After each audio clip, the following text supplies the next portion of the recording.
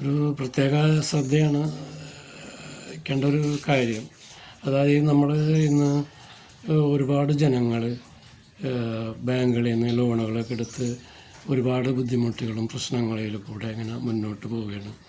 അപ്പോൾ ഇന്ന് ഒരുപാട് ജപ്തികളും കാര്യങ്ങളും നടക്കുമ്പോൾ അതിന് ആത്മഹത്യയും മറ്റുള്ള പല ബുദ്ധിമുട്ടുകളും നേരിടുന്ന ഒരു വിഷയമാണ്.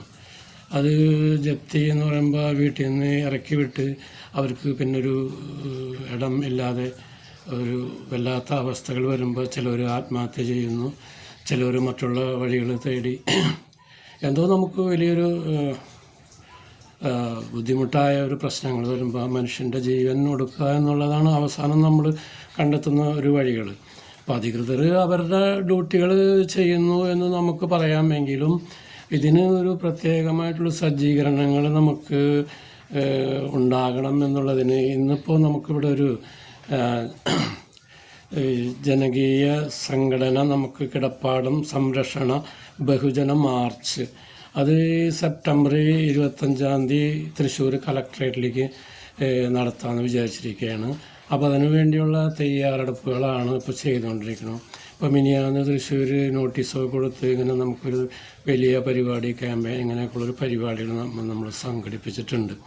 അപ്പോൾ ഇതൊക്കെ നമ്മൾ അറിഞ്ഞിരിക്കേണ്ട ഒരു കാര്യങ്ങളെന്ന് വെച്ചാൽ, അപ്പോൾ ഈ ജപ്തി വരുന്ന സമയങ്ങളിൽ നമുക്ക് അതിൽ നിന്നൊരു മുക്തരാവാൻ, അതിൽ നിന്നൊരു നല്ല വഴികളിലേക്ക് ഈ റോട്ടിലേക്ക് ഇറങ്ങാണ്ടും വീടുകളിൽ നിന്ന് ഇറങ്ങാണ്ടുമുള്ളൊരു സംവിധാനത്തിലേക്ക് ഇവിടെ ഈ സംഘടന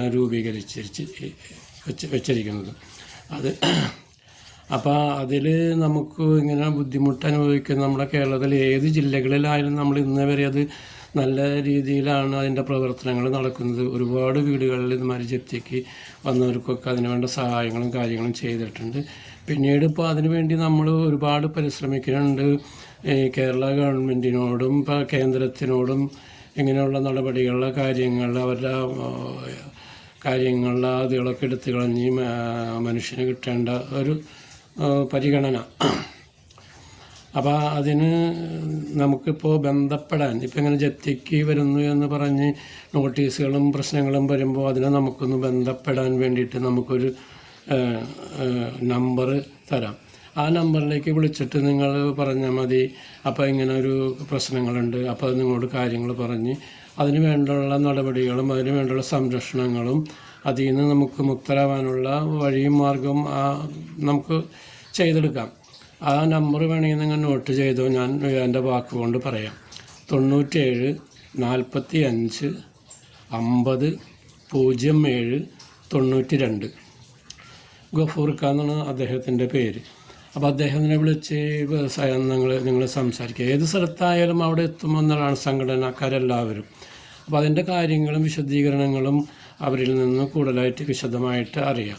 അപ്പോൾ നമ്മളിത് ഒരുപാട് കാലങ്ങളായിട്ട് ഇത് നടത്തിക്കൊണ്ട് പ്രവർത്തിച്ചു കൊണ്ടുവരുന്നതാണ്. അപ്പോൾ ഇതിനൊരു പരിഹാരങ്ങൾ നമുക്ക് കണ്ടെത്താനുള്ള മാർഗത്തിനാണ് ഇപ്പോൾ ഈ മാർച്ചും ഇതൊക്കെ നടത്തുന്നത്. അപ്പോൾ അത് നിങ്ങൾ മറക്കാതെ ഒരു കാര്യം നിങ്ങൾ ശ്രദ്ധിക്കണം കേട്ടത്. ഓക്കെ.